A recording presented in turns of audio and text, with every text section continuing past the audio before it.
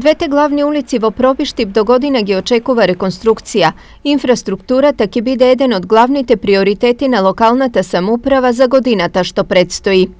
2019 година проект кој што ќе го реализираме е улицата Тодор Александров од спојот на Никола Карев до основното училиште Никола Карев, каде што целосно ќе се реконструира со нови тротоари, ново осветлување, каде што ќе се замени водоводната и канализационата мрежа и вредноста некаде околу 20 милиони денари. Втората улица на која до година ќе има многу работа е улицата 3 април, каде што целосно се изготви проект со промена на канализациона мрежа, со атмосферска мрежа и исто така нови тротоари и осветлување.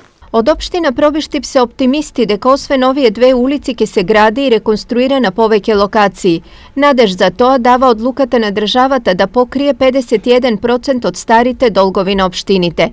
Пробиштип е една од најзадолжените општини во регионот и таа оваа година се бореше со долг од 72 милиони денари, поради што на терен не се работеше со очекуваната динамика.